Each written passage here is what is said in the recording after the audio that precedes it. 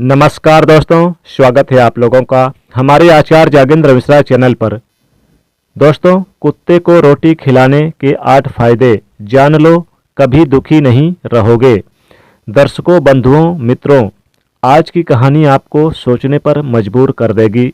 इस कहानी में मैं कुत्ते के बारे में बता रहा हूँ।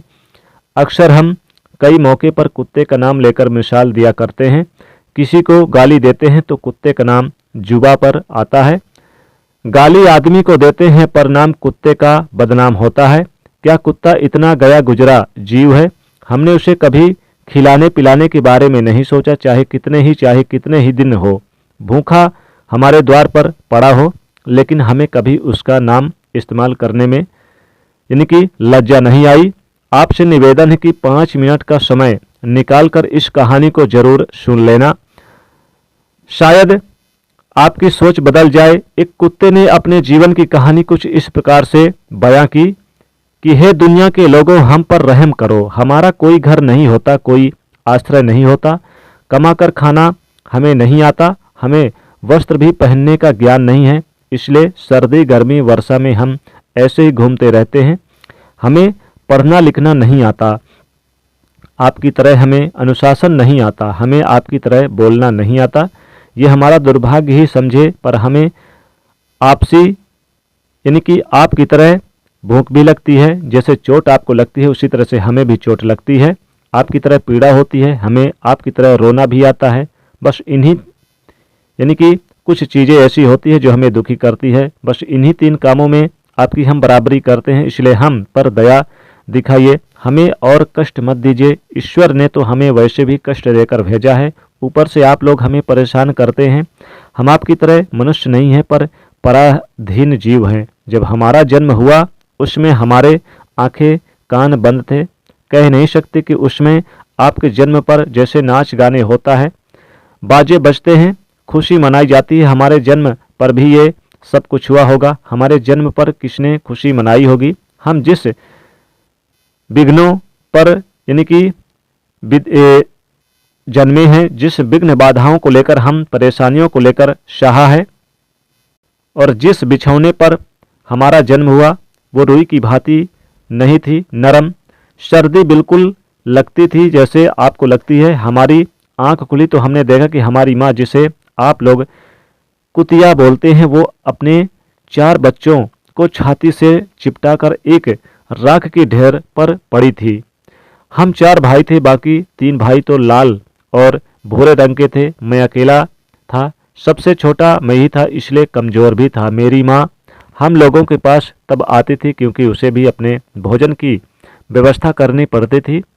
यदि वो ना खाती तो हमें दूध कहाँ से पिलाती? उस पर एक 4 निर्भर थे, यानी कि हमारे अलावा और भी भाई निर्भर थे। वो बेचारे अपने भोजन के लिए इधर उधर दौड़ती रहती थी। कभी भोजन मिल भी जाता, कभी नहीं मिलता था, लेकिन वो हमेशा हम चारों का बड़ा ख्याल रखती थी। आखिर माँ जो थी वो रात भर जाग जाग कर गाँव की रखवाली करती थी। मजाल क्या था जो अनजान आदमी बुरी नीयत से गांव की ओर झांक जाए। दूसरे गांव के कुत्ते भी हमारी माँ के डर से गांव में नहीं आते थे। गांव के किसी किसान के खेत में कोई सांड या नीलगाय फसल खाने आती तो हमारी माँ उसे दौड़ा कर भगा देती। गांव वालों के लिए इतना सब कुछ करने के बाद भी कोई हमारी माँ को स्वेच्छा से भोजन नहीं देता था। उसके लिए उसे मजबूर होकर छीना झपटी करनी पड़ती थी। कई बार तो लोग उसे लाठी डंडे से पीट पीट कर भगा देते थे। बेचारी उस दिन भूखी रहती, पेट की आग से जलती रहती। आखिर भूख तो हमें आपकी तरह लगती है, ऊपर से उसे 4 बच्चों की चिंता लगी रहती थी। आखिर माँ जो थी जब भूख से चैन से बैठने नहीं देती और गांव वालों का भी उसे देखकर हृदय नहीं पसीजता, तो बेबस होकर उसे लोगों के घरों में चोरी से घुसना पड़ता था, और खाने की कोई चीज़ मिल जाती तो उसे खाकर अपने पेट की आग बुझा लेती। कई बार तो लोग उसे खाने की वस्तु ले जाते, कुछ लाठी डंडा लेकर उसके पीछे दौड़ जाते। कुछ निर्दयी लोग तो कई बार उसे घर के अंदर बंद करके पीटते थे। हमारी माँ का बुरा हाल कर देते थे। क्या बिगाड़ा था? उसने सिर्फ अपने पेट के लिए भोजन ही तो चुराया था। चोरी करने का हमें कोई शौक नहीं है, पर पापी पेट हमें सब करने के लिए मजबूर कर देता है। एक दिन की बात है, बड़ी ठंडी बरसात हुई, ओले पड़े थे। ठंडी हवा चल रही थी, उस ठंड में ठिठुर कर हमारे 2 भाई मर गए। उस दिन हमारी थोड़ी यानी कि बहुत कष्ट भरे यानी कि हमारे भी दिन गुजरे थे। जब हमारी माँ रोई, मनुष्य हमारी पीड़ा को नहीं समझ सकता है क्योंकि उसके बच्चे थोड़ी मरे थे। अब हम सिर्फ 2 भाई रह गए थे। हमारी माँ हम दोनों की अच्छे से देखभाल करने लगी। एक दिन उसी गांव में एक बनिया के घर पर दावत चल रही थी, पूड़ियाँ बन रही थी। बनिया के घर काफ़ी मेहमान आए थे। हमारी माँ कुछ खाने की तलाश में बार बार उधर जाती, लेकिन लोग उसे धुतकार कर उसे भगा देते। किसी को उस पर न तरस आया कि एक पूड़ी बेचारी को खाने को फेंक दे। एक पूड़ी से उनका क्या बिगड़ जाता। मेरी माँ ललचा ललचा कर रह जाती। माँ वहीं खड़ी खड़ी देखती रही। दोस्तों, उस व्यक्ति यानी जो बनिया था, आंगन में दावत खाने का जो खिला रहा था, चालू कर रहा था, भोजन खिलाने का जो सिलसिला था चालू हो गया, परोसा जाने लगा। माता भी वहीं पर जाकर पूंछ हिलाने लगी। खाना परोसने वाला आदमी जब किसी काम से भीतर गया तो मेरी माँ दबे पांव पूड़ियों के पास पहुंच गई। अब उसे देखकर चारों तरफ से दो दो हा हा धत धत की आवाज होने लगी। चारों ओर से लोग चिल्ला चिल्लाकर ऐसे भागे। मेरी माँ वो चीख पुकार सुनकर घबरा गई। 2-3 आदमी उसे डंडे लेकर बड़ी बेरहमी से दौड़। मेरी माँ वहाँ से घबरा कर भागी, मगर उसे वहाँ से निकलने का कोई रास्ता नहीं मिला क्योंकि सामने से लोग डंडे लेकर आ रहे थे। माँ जो थी वहीं खाना खा रहे लोगों के ऊपर से होकर गुजरती हुई बाहर निकल गई। मेरी माँ अपने निकलने पर इतनी हैरान नहीं थी जितनी कि उन लोगों को देखकर हुई थी, क्योंकि वहाँ पर दावत खा रहे जो लोग थे वो सब उठकर खड़े हो गए। उन्होंने भोजन करना छोड़ दिया। कह रहे थे कुत्ते के लांग जाने के कारण भोजन भ्रष्ट हो गया। सब एक दूसरे से विचार कर रहे थे कि अब क्या किया जाए, खाना तो सब खराब हो गया। बेचारा बनिया फूट फूट कर रोने लगा। कुछ लोग तो यूं ही कह रहे थे, भाई कुतिया के लागने से भोजन खराब कैसे हो गया, उसने तो खाने में या पत्तलों में मुंह थोड़े ही डाला है, सिर्फ ऊपर से निकल ही तो गई है। लेकिन उनमें से कुछ जो बड़े घरों से ताल्लुक रखते थे उन्होंने एक भी नहीं चलने दी। कह रहे थे भोजन तो भ्रष्ट हो गया, ये हमारे खाने के लायक नहीं है। आखिरकार उन्हीं की बातें मानी गई। अब तो वह सारा भोजन गरीबों में बांट दिया गया। उस दिन तो मेरी माँ को खूब पेट भर भर के खाना मिला। ऐसा सुख उसने जीवन में कभी नहीं पाया, लेकिन वो सुख उसके लिए बड़ी मुसीबत बन गया। वो भोजन करके वहाँ आराम से लेटी थी, लेकिन उतने में वो बनिया डंडा लेकर वहाँ आ पहुँचा और उसे बुरी तरह से पीटने लगा। उसे बाहर से भागने का भी कोई अवसर नहीं पाया। डंडे की चोट खाने के बाद बुरी तरह से चिल्लाने लगी। माँ का विलाप सुनकर पत्थर भी पसीज जाता है, पर उस निर्दयी को उस पर जरा भी रहम नहीं आया। वो उसे कठोरता पूर्वक पीटता रहा। माँ का जो शोर है पूरे गांव में सुनाई देता रहा। कुछ लोग आए और उसे समझाकर बोले, भाई जाने दो, भूख से तो आदमी की बुद्धि भ्रष्ट हो जाती है। ये तो एक पशु है, उसे अच्छे बुरे का क्या ज्ञान। अब उसे मारकर आपको क्या मिलेगा, जो होना था सो हो गया। लोगों के समझाने बुझाने के बाद हमारी माँ को पीटना बंद कर दिया। माँ ने आकर सारी कहानी हम दोनों भाइयों को सुनाई। हमने सोचा कि कितना कष्ट भरा है हमारा हम कुत्तों का जीवन। आदमी एक रोटी के टुकड़े के बदले एक चोर की जितना पीटता है। धिक्कार है ऐसे लोगों पर जो हम लोगों की पीड़ा को नहीं समझता। एक दिन की बात है और बताऊं, गांव में एक बाहर का मुसाफिर ठहरा हुआ था। उसने अपने भोजन के लिए एक जगह चूल्हा बनाया था और उस पर दाल बनने के लिए रख दिया। उसके बाद आटा गूंद कर रख दिया। वो वहीं पास के कुएं में पानी लेने चला गया। उधर कहीं से मेरी माँ घूमती हुई वहां पहुंच गई। उसने गुदे हुए आटे को रखा देखा तो सोचा कि शायद इस आटे का कोई मालिक नहीं है। यही सोचकर वो उस आटे को खाने लगी। उधर राहगीर ने कुएं के पास से देखा कि उसका आटा एक कुतिया ने आकर खा लिया है, तो वो बड़ा दुखी हुआ। वो बेचारा माथे पर हाथ रखकर रोने लगा, क्योंकि वो भी 2-3 दिनों का भूखा और थका हारा था।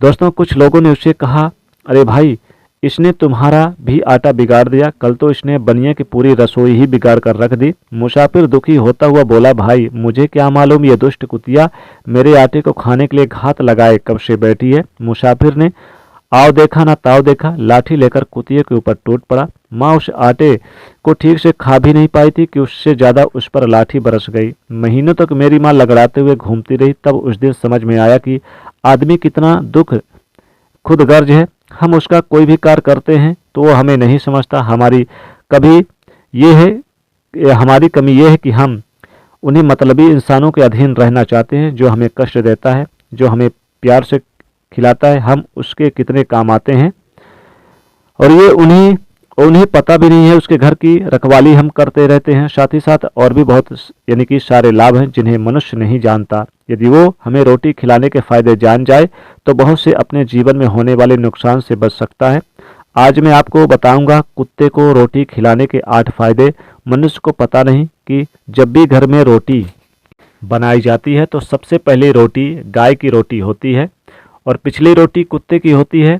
ऐसा ही महापुरुषों से विधान बनाया गया है, लेकिन भगवान की बनाए उस विधान को भूलकर मनुष्य अगली और पिछली रोटी स्वयं ही खा जाता है।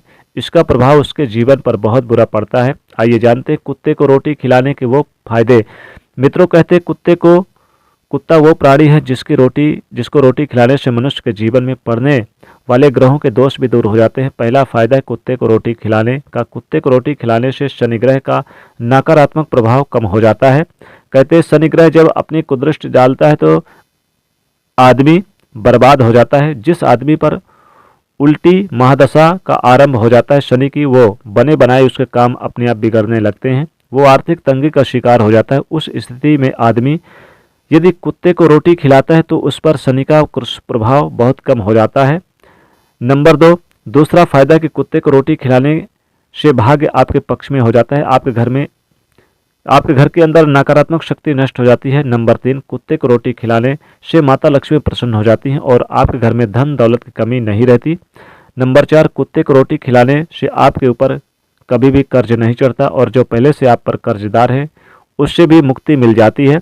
दोस्तों, नंबर 5वां फायदा यह है कि कुत्ते को सुबह शाम भोजन देने से आपका व्यापार बहुत अच्छे से चलता है, नौकरी में पदोन्नत होती है। नंबर 6, कुत्ते को रोटी देने से आपकी आयु में वृद्धि होती है और अटका हुआ फंसा हुआ धन वापस मिल जाता है।